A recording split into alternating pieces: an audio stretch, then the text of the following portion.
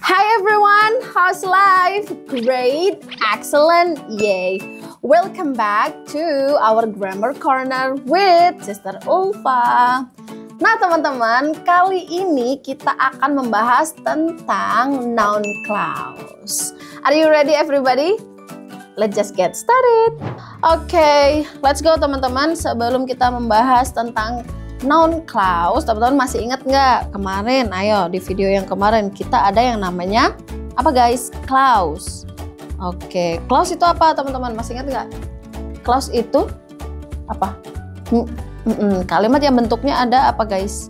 Subjek dan verb atau predikat gitu ya. Oke. Nah, sedangkan di sini kita akan belajar yaitu noun clause guys. Nah, jadi noun clause itu adalah sebuah kelompok kata clause ya, yang terdiri dari apa guys tadi? Subjek plus predikat atau verb gitu ya. Yang berfungsi layaknya sebagai kata benda atau noun gitu dalam sebuah kalimat. Jadi noun clause itu, jadi dia itu bentuknya aja, dia ada subjek atau subjek dan verb gitu ya teman-teman. Tetapi pada hakikatnya dia itu tetap apa guys? Berfungsi sebagai noun.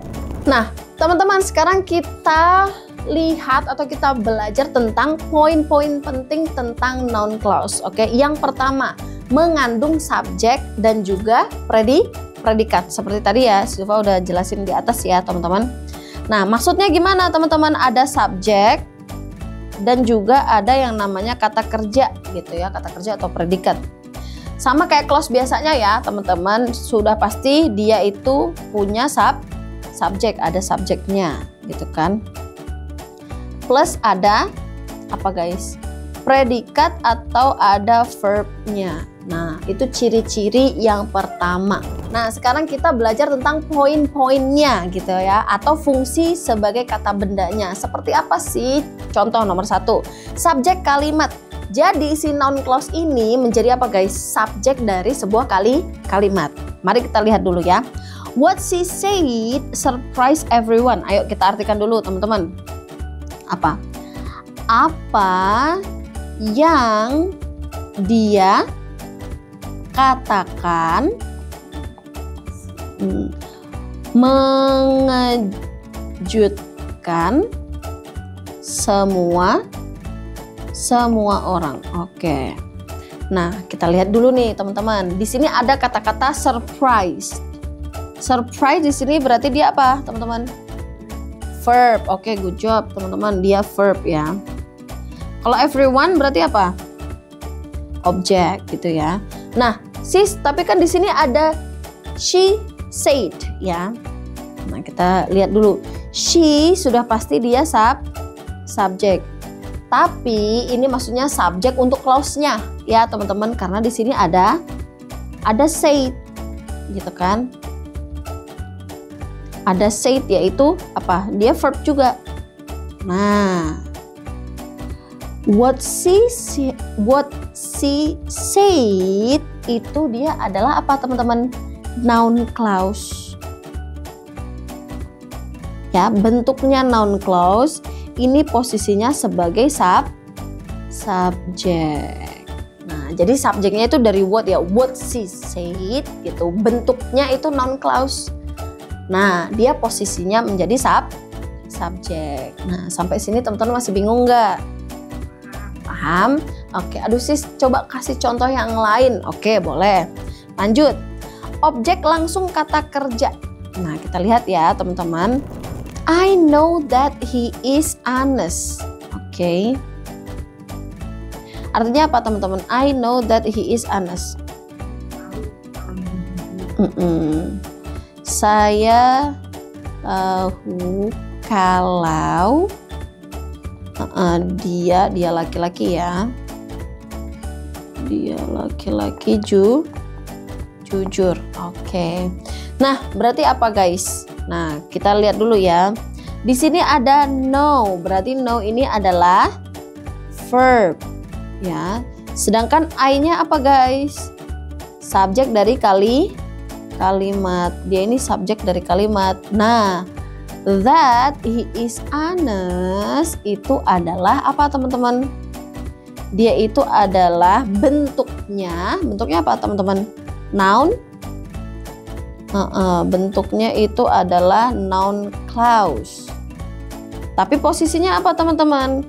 Karena di sini udah ada subjek, udah ada verb atau predikat, berarti di sini itu adalah objek. Nah, makanya objek langsung kata kerja. Jadi di sini ada apa teman-teman?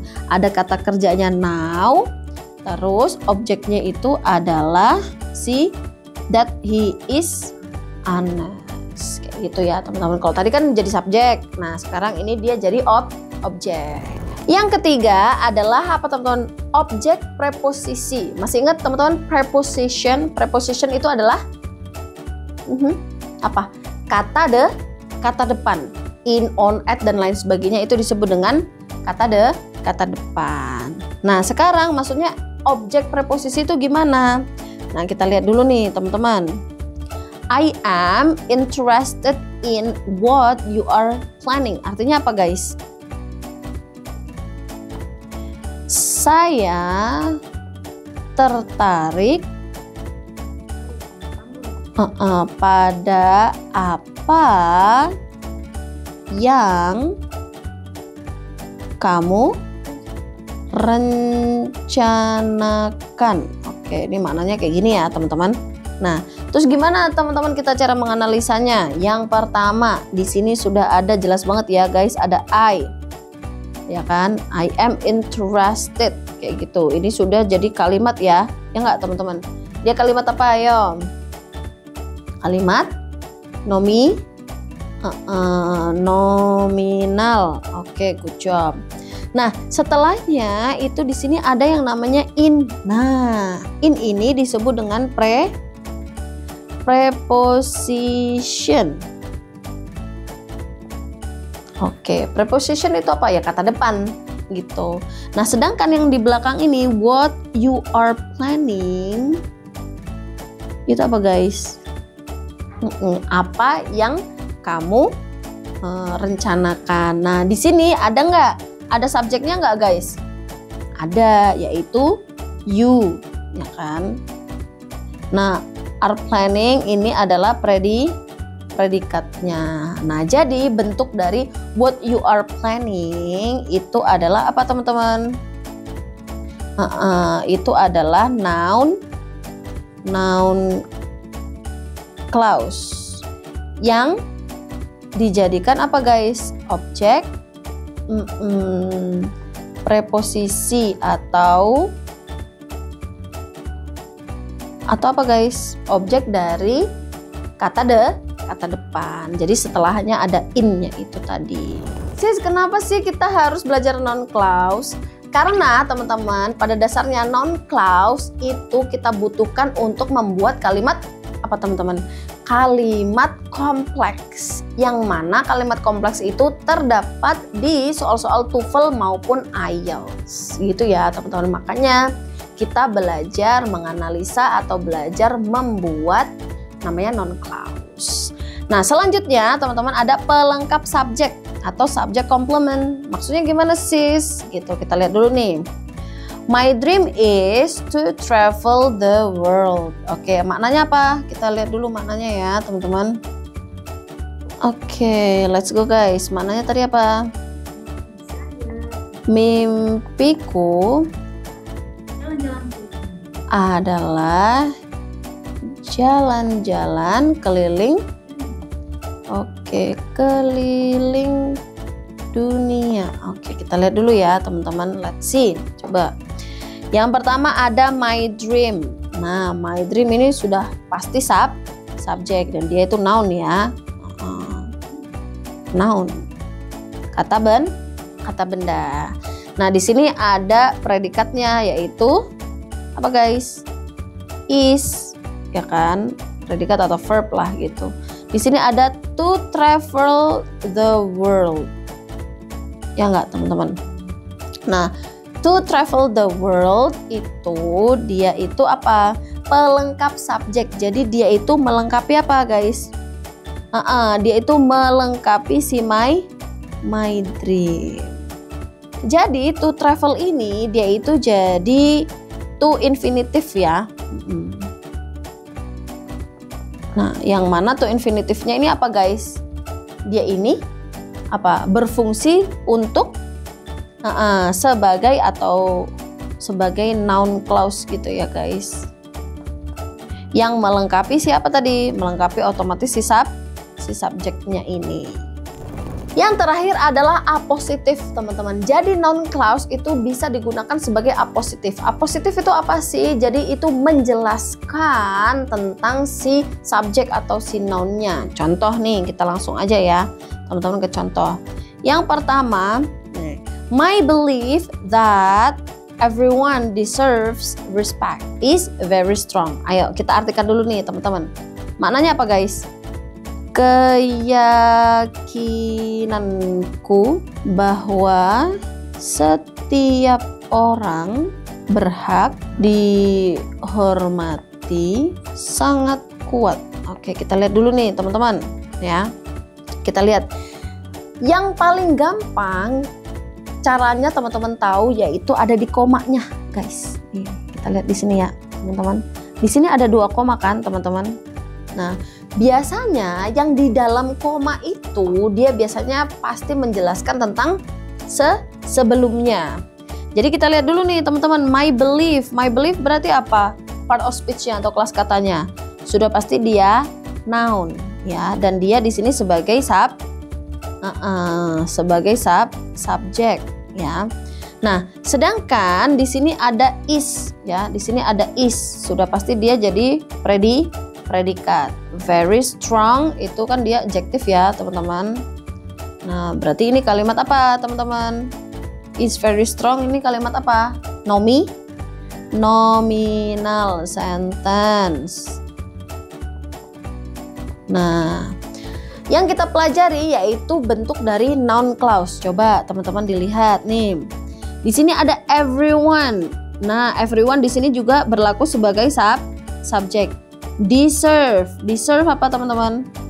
Berhak berarti dia predikat. Terus next, respect berarti dia objek. Nah, bentuk ini kita sebut dengan apa guys?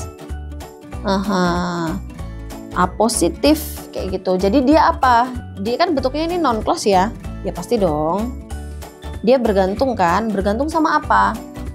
My belief kayak gitu. Jadi ini noun clause-nya ini atau si apositifnya ini tadi, apositifnya apa teman-teman? Menjelaskan lebih detail tentang my belief gitu ya teman-teman. Nah, jadi asli kalimatnya kalau teman-teman masih bingung banget nih, Silva jelasin lagi ya. Asli kalimatnya dari sini apa guys? My belief is very strong. Nah, tapi my belief yang mana nih? Kepercayaan yang apa ini? Kan dia terlalu apa teman-teman? Terlalu general gitu ya. Makanya kita menggunakan apa sih? Apositif untuk menjelaskan kayak gitu. Menjelaskan siapa? Ya si my belief ini tadi. Nah, selanjutnya teman-teman kita ada yang namanya kata penghubung dalam noun clause. Nah, oh iya ya, tadi kan Silva menjelaskannya cuma subjek sama predikat, ya kan teman-teman. Nah, sekarang nih ada banyak sekali yaitu kata penghubung gitu kan dalam noun clause. Contohnya di sini ada that, ada apa lagi guys? Ada whether, if, gitu kan. Ada WH words atau ya ini banyak what, ada what, who, whom, whose dan lain sebagainya. Oke teman-teman, yang pertama ada yang namanya that. I think that she will come gitu. Ayo coba kita analisis guys. Nah, mana yang kalimat asli, mana yang noun clause? Ayo coba teman-teman. Di sini sama-sama ada 2 subjek ya. Nomor 1 di sini ada I sama thing. Berarti I-nya apa teman-teman? Subjek.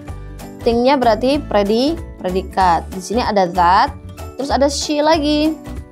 She berarti di sini dia subjek. Kalau will come berarti dia predikat. Nah, yang jadi noun clause itu sudah pasti yang belakang. That she will come. Kenapa? Ya karena di depannya itu ada kata penghubungnya. Jadi kalimat yang asli itu adalah I think gitu ya. Atau dia itu apa guys? I think berarti dia dependent ya. Sedangkan yang that she will come itu berarti dia independent. Nih kita pakai that. Yang kedua bisa pakai whether atau pakai if ya. I don't know whether he will call. Aku nggak tahu apa. Kalau dia nelpon gitu. Nah kita lihat ya teman-teman, di sini ada whether. Berarti yang non clause-nya, nah gampang banget. Setelahnya, karena di sini ada he, subject, will call itu adalah predikat. Paham ya teman-teman? Berarti yang ini itu adalah apa teman-teman? Noun clause-nya. Oke, gampang kan? Selanjutnya teman-teman ada WH words gitu. Ada what, ada who, whom, whose, which, when, where, why, and how gitu. What he did was wrong. Nah, ini semuanya apa guys? Ini ada nggak? Ini kalimatnya sempurna nggak? Nggak ya, ini non clause aja ya teman-teman. Karena ada apa? Ini ada what, he did. Sorry. Cut yang tadi barusan. Nah, oke. Nah, di sini ada what he did gitu. Berarti what he did itu dia sebagai subjek gitu ya, teman-teman. Atau dia non clause-nya sebagai subjek. Was wrong. Salah. Berarti dia apa teman-teman? Kalimat nominal sentence. Benar. Nah, sekarang yang ke bawahnya, tell me who you are. Nah, who you are itu berarti apa guys? Non clause sebagai objek. I know when the meeting starts. Nah, kalau when the meeting starts berarti apa teman-teman? I know when the meeting starts.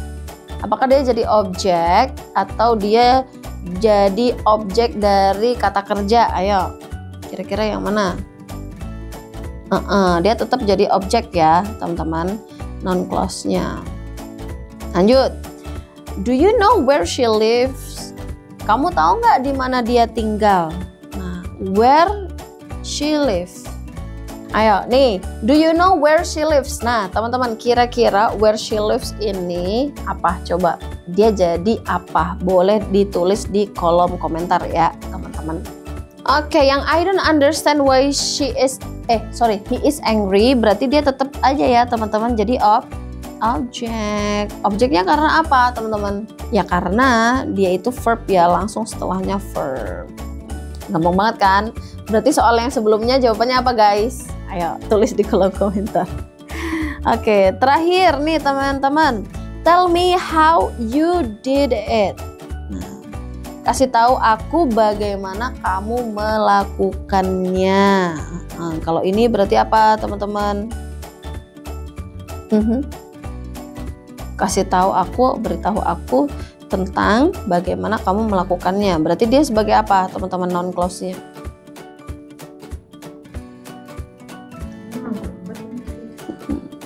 Sebagai objek, tetap sama aja guys.